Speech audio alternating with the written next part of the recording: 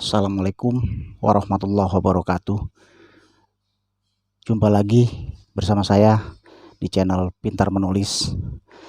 Kali ini saya akan sharing atau berbagi tentang cara membuat press release atau siaran pers yang baik, sehingga siaran pers tersebut bisa tembus atau bisa dimuat di media massa. Namun sebelum itu, jangan lupa untuk like, komen, share, dan subscribe channel ini supaya saya dapat terus membagi pengetahuan tentang dunia tulis menulis. Terima kasih.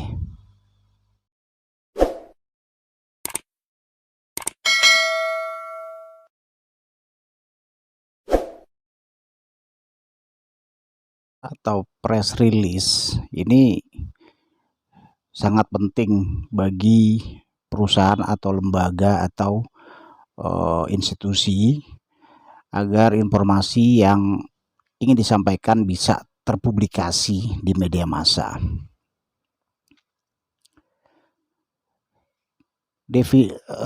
Pengertian siaran pers secara definisi adalah informasi penting yang dikirimkan oleh sebuah perusahaan atau lembaga atau instansi atau organisasi kepada media massa untuk diberitakan agar informasi tersebut diketahui oleh masyarakat. Lalu siaran pers ini mempunyai karakteristik, yaitu memiliki nilai berita atau news value. Nilai berita itu adalah aktual, faktual, penting, dan menarik.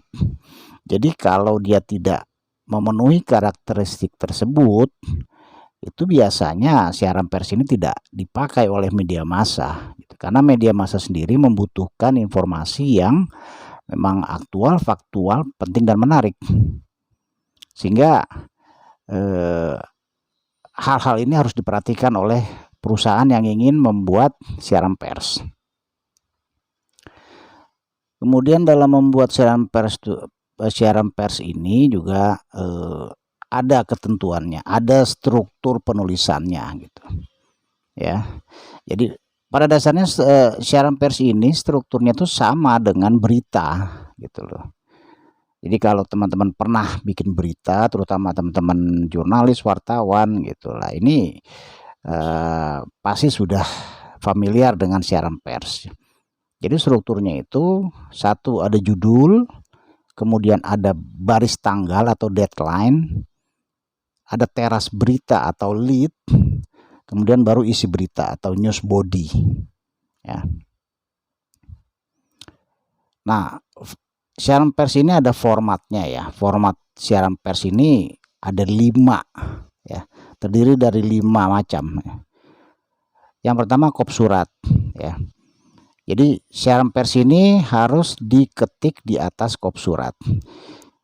Nah, kop surat ini berisi nama perusahaan atau instansi yang mengirimkan siaran pers tersebut, kemudian dilengkapi dengan alamat, nomor kontak atau nomor telepon, alamat email, dan alamat website jika ada. Nah, di bagian atas ya, di bagian atas naskah itu biasanya ditulis untuk disiarkan segera gitu. Ini maksudnya supaya media massa yang menerima siaran pers tersebut itu tahu gitu, oh ini penting, ini harus segera. Kemudian format ketiga adalah isi dari siaran pers itu sendiri. Itu yang tadi kan, judul, deadline, lead, dan isi berita. Nah, lalu format yang keempat adalah info perusahaan atau instansi. Jadi ini inti daripada siaran pers gitu, yang berisi nama perusahaan, instansi yang mengirimkan siaran pers. Kemudian info kontak, itu berisi nama personel yang bisa dihubungi atau kontak person, yang dilengkapi dengan nomor telepon kantor, nomor HP, WhatsApp, dan alamat email. Nah, biasanya siaran pers itu hanya memunculkan nomor telepon kantor gitu. Ini sudah nggak musim lagi gitu. wartawan biasanya malas gitu kalau untuk menghubungi narasumber melalui telepon kantor gitu. Jadi usahakan ada kontak personnya yang memiliki nomor HP dan WhatsApp. Lalu siaran pers ini juga harus memenuhi beberapa persyaratan gitu ya, agar bisa dianggap sebagai siaran pers yang baik gitu ya. Yang pertama ditulis dengan gaya penulisan berita ya. Nah, seperti yang tadi sudah dijelaskan ya, gitu. Ada judul, ada lead, ada teras berita, ada isi dan lain-lain. Lalu mengandung unsur 5W plus 1H ya. Nah, kemudian to the point, jangan bertele-tele. Jadi kalau ngirim siaran pers itu ya paling ya 2 lembar, paling banyak 3 lembar lah. Jangan terlalu panjang, nanti malas, wartawan malas membacanya. Itu to the point, jangan bertele-tele. Kemudian jelaskan secara singkat profil perusahaan. Profil perusahaan juga dijelaskan gitu. Lalu yang kelima, sertakan pernyataan atau kutipan dari pejabat di perusahaan atau narasumber. Kutipan itu maksudnya kutipan langsung. Tuh, info yang disampaikan harus lengkap dan jelas. Nah ini tadi nomor 6 kaitannya dengan 3. Jadi to the point. Nah, tapi harus lengkap. Nah ini kepandaian dari bagian humas dalam menyusun kata-kata gitu. Jadi to the point, jangan bertele-tele tapi lengkap dan jelas gitu. Nah ini harus punya teknik tersendiri. Nah jika memungkinkan lengkapi dengan foto, tabel atau infografis ya. Itu jika memungkinkan, karena tadi seperti saya sebutkan tadi adalah bahwa jangan terlalu panjang ininya siaran pers gitu. Nah kita coba ya, setelah tadi ada penjelasan tentang kriteria siaran pers, kemudian syarat siaran pers, sekarang kita coba membuat contoh siaran pers.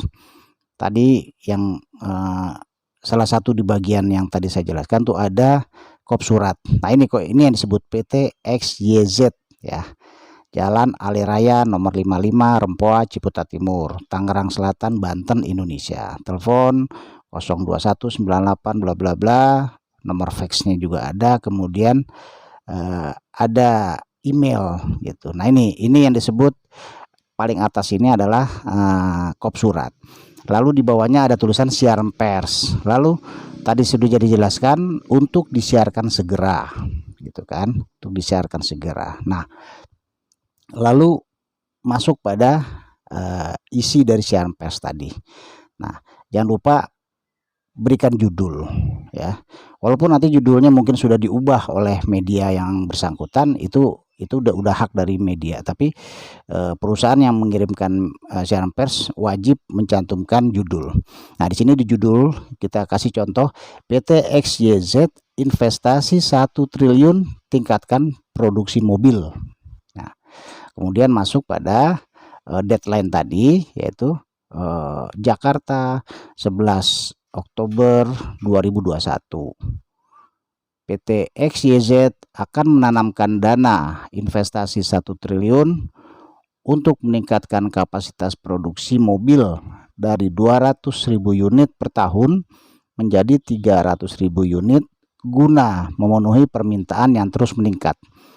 Ini yang disebut dengan lead, teras berita gitu. Inti daripada isi siaran pers itu adalah di sini gitu loh. Lalu masuk pada paragraf kedua. Presdir PT XYZ Fulan bin Fulan mengatakan permintaan terhadap produk mobil perseroan tiap tahun terus meningkat.